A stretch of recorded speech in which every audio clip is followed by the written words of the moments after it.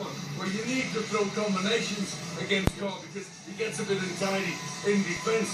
And you know, George was just starting to get into it a little bit. But Carl, you know, I've got to say, hats off, I was wrong, and he proved why he's a four-time world champion.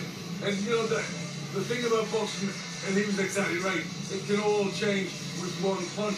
The first fight, you know, that one punch from George putting him on the floor, you know, made the fight a fantastic fight. This time, on a great night. Both guys were actually... The finish I thought was worthy of the spectacle. No doubt. It was just a terrific knockout. Yeah, both guys were supremely conditioned. They were both, at this point, after with such tension, power punches thrown, they were both fresh as a daisy. And to knock somebody out while they're fresh, well, George was fresh. He still had a full tank of gas. He was ready to go. He could have really pushed it down the straight. But all it takes, as in boxing, is that one shot. Look at the nothing commitment can be done about that. With a shot like that, why was this man written off? By a large majority. Well, you know, I think in the last fight, you know, this is why we've got such a great spectacle. This is why 80,000 people come, because Crows was in the fight. He put him on the floor. You know, he hit Carl more than he'd ever been hit before. Did you expect that from Carl Froch? No, I didn't.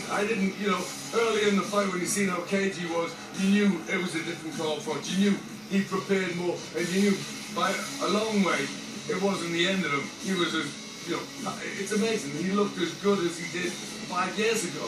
You know, looks fresh, he looks strong. You know, Motivated. Very motivated for this fight. You know, I saw, the way I saw the fight going into it was either Carl by stoppage or George by points.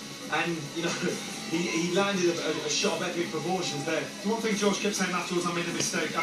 He's a mould of the haymaker, Jim. What mistake did you see him make? He got hit. Plain and simple. We all get hit. What he did, I do it sometimes. As Carl started the right hand, instead of George blocking it or moving out of the way, he started to throw his own left hook. And Adam has constantly drilled me throughout my career, don't throw your left hook as someone throws the right hand. It's something a lot of amateurs do.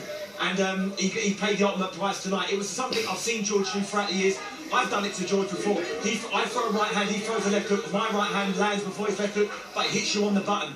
And it really hurt home tonight.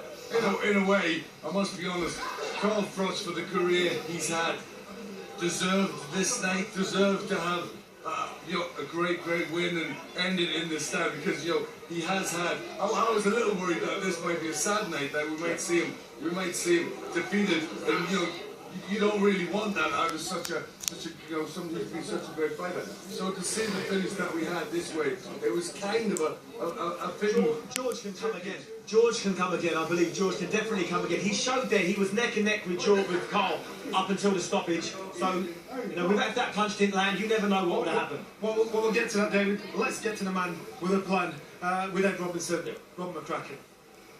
Well, Carl was very quick to praise his trainer, Robert McCracken, who rarely smiles, but